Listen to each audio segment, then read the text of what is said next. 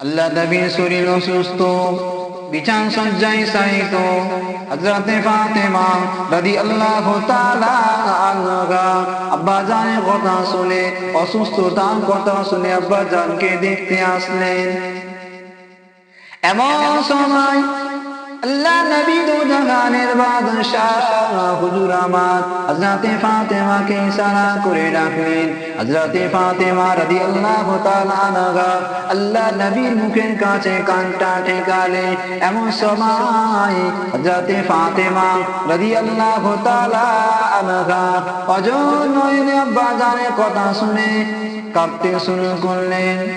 এমন সময় যখন অঝোর নয়ন চোখের পানি ছেড়ে দিয়ে top top top top top top করে দেখে দেখে দেখে ওই চোখের পানিগুলো আল্লাহর জমিনে পড়ে যাচ্ছিলেন।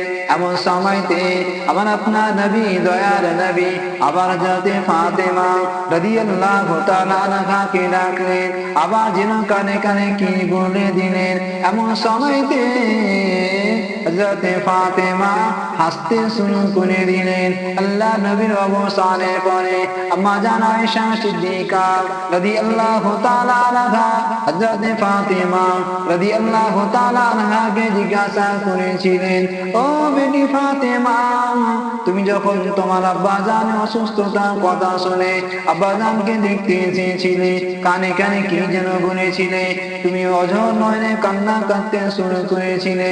এমন সময় যখন অঝোর নয়নে কান্না কাঁদতে শুরু করেন, তখন আবার তোমার আব্বা জান তোমাকে কি যেন কানে কানে বলে দিলে, তুমি আবার হাসতে শুরু করে দিলে।